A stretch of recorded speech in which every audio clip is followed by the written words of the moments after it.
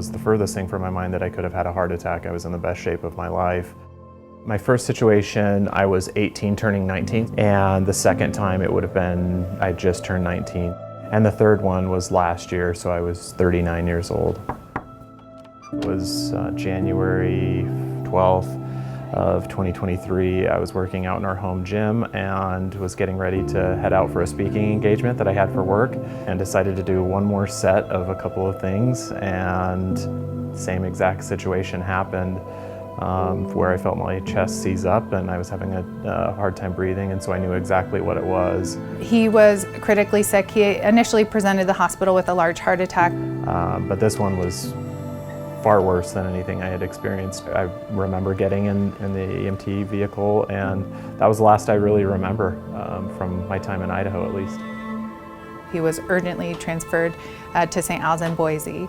And then by the time I was called, I usually get involved when people are getting worse despite initial treatment. He was already intubated and in critical condition. So despite a temporary heart pump, he was getting worse. Like, it'll be okay, and then, but once the doctor came in, he did tell me to prepare. And then,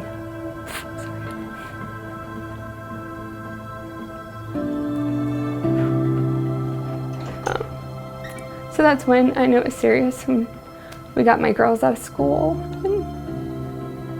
We had a group meeting with a full team and decided to put him on heart and lung support with ECMO. It's a machine that oxygenates the blood and circulates the blood so the heart and lungs can rest. And so it's provided when patients are critically sick and they haven't gotten better with other medications. And it's a temporizing solution, it's a bridge. But the prognosis is quite poor for patients on ECMO. About 50% don't survive. And she just said that he's stable enough now to transport him to Utah and the best chance of survival is heart transplant.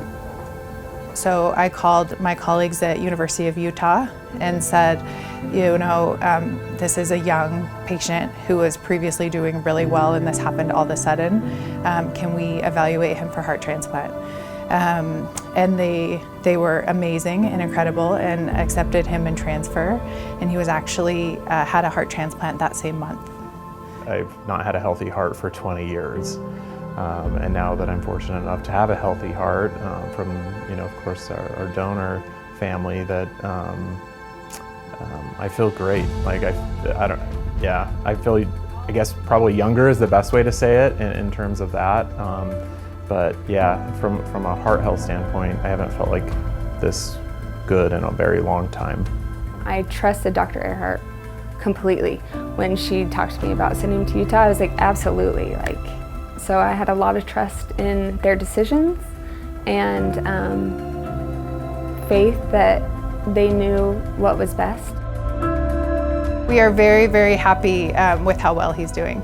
He looks incredible, and this is, you know, this is what makes my job worthwhile, is when you see patients in clinic after they've come from a critical condition to walking in. And I hope the future holds whatever he wants it to hold.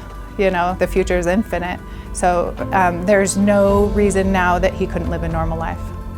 I'm here because of them and because of St. Al's and because of their facilities and because of their people.